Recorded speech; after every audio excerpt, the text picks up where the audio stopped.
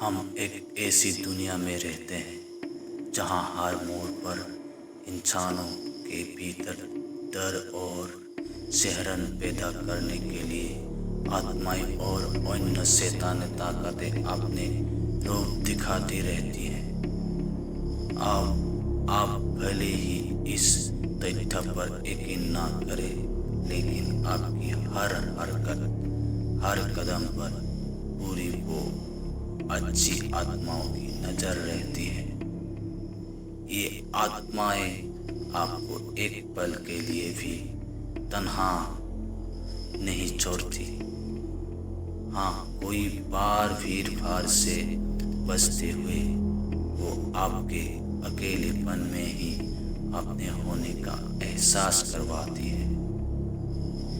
ऐसी ही एक घटना से हम आज आपके रूबरू करवाने जा रहे हैं, जो कोई कहानी नहीं बल्कि एक आम इंसान के साथ घटित एक खौफनाक घटनाएं हैं। आज से कुछ 9-10 साल पुरानी है। अशोक नाम का एक व्यक्ति, जिसका गांव पूर्वी उत्तर प्रदेश के एक कस्बाई इलाके में था। वैसे तो वो दिल्ली में नौकरी करता था, लेकिन घर आए हुए काफी समय बीत चुका था, इसीलिए छुट्टी लेकर वो घर आया हुआ था। ये इलाका बेहद सुनसान और घनी झाड़ियों के बीच बचा हुआ था, और इन घनी झाड़ियों के बीच शाम के समय अक्सर सन्नाटा ही पसरा रहा था। अशोक के बचपन से ही छत पर सोने की आदत थी, और बड़े होने के बाद जब भी वो गांव जाता तो अपने घर की खुली छत पर ही सोता था।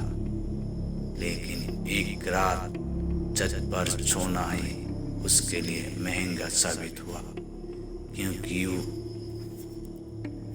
ये वो रात थी जब उसका सामना एक ऐसे साए से हुआ जो नुकसान पहुंचाने के उद्देश्य से उसके पास तो आया, लेकिन अशोक की खुशबू की वजह से वो उसका बाल भी पंखा नहीं कर सका। रात का करीब 1 बजा था कि अचानक किसी आवाज ने अशोक की नींद खोल दी। वो अपनी चारपाई से उठकर छत की रेलिंग के पास जाकर आसपास देखने लगा। उसे अपने घर से थोड़ी ही दूर पर किसी साए को इधर उधर घूमते हुए दिखा। छोटा सा कस्बाई इलाका था, उसे लगा शायद कोई अपने घर से बाहर आया होगा। वो वापस जाकर चारपाई पर लेट गया। उसे फिर उस आवाज सुनाई दी, लेकिन इस बार आवाज थोड़ी ज्यादा पास से आ रही थी। वो फिर उठा और छत से नीचे देखने लगा। उसे अपने घर के पास ही एक साया दिखाई दिया, लेकिन खौफनाक बात ये थी कि वो सिर्फ साया था, उसका शरीर नहीं था। इतने में उसे सीढ़ियों पर किसी के बहुत ही तेजी के साथ चलने की आवाज सुनाई दी।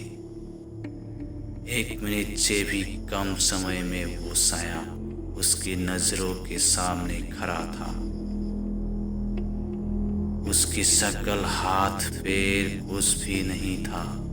अगर कुछ था तो वो सिर्फ एक सफेद साया जो धीरे धीरे अशोक की तरफ बढ़ता जा रहा था।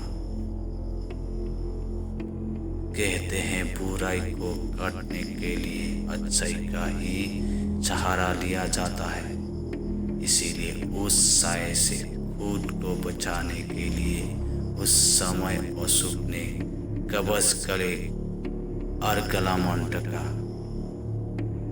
जाप करना शुरू कर दिया। वो लगातार 5 मिनट तक ये जाप करता रहा और वो साया उनके पास आता रहा। अचानक ही वो साया अंतर्ध्यान हो गया। वो हवा था और एकदम से हवा में बहकर गायब हो गया। वो कहाँ गया, कहाँ से आया था, कुछ पता नहीं चला। लेकिन कुछ समय जब तक वो साया ओशो के सामने रहा, उन चंद लम्हे ने ओशो के साथ पाँव फुला दिए थे।